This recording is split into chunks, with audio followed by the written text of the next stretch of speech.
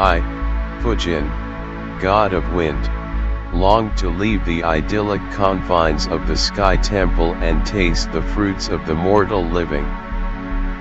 But my brother, Raiden, god of thunder, strongly objected to my wish, reminding me of my divine duty as protector of Earth Realm. But I stood firm on my resolve, and finally took leave of the temple, after Raiden made me promise to not meddle in the mortal affairs in any way. I took up a beggar's form to hide my godly essence, and journeyed down the roads into the mortals' living spaces. Initially it was frightening to be walking among the mortals, many whom stared upon me with suspicion and hostility, as outsiders like myself are not well received by the villagers. While taking a rest after a long walk, I was startled by a young boy who had mistaken my hair for the fabled great white snake. The boy led me to his little house just outside of the village where he lived with his mother, who kindly welcomed me to stay with them. I learned their names: Ying, the mother, and Yang, the son. Her husband had passed away many years ago, and she works in the fields daily to provide for her son. Though in need, they were happy and so full of life. I took great liking to Yang, and he and I shared in many pursuits.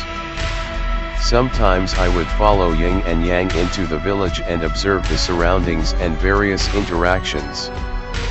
Every night I would tell them many tales related to my adventures while I was in my god form, taking care not to unveil my true identity, of course. One morning a loud haughty man in shining robe and two large brutes stormed into the house and threatened Ying in front of the young boy. It turned out the family had been burdened with debt and now must give up their house. I could only watch helplessly as the tragedy unfolded.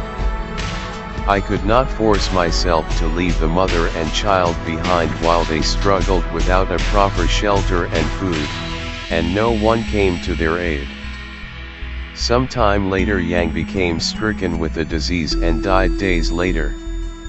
Ying was inconsolable, and despite my best efforts to mend her broken heart, I could not stop her from taking her last breath to join her son into the afterlife a short time later.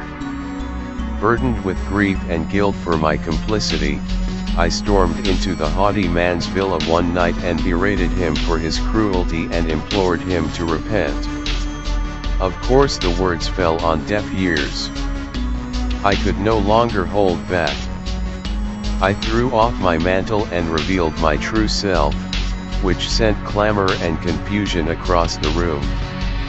The man fell on his knees begging for forgiveness, but I was not swayed. I unleashed the furious wrath of the wind, tearing down the foundations of that villa and all its possessions.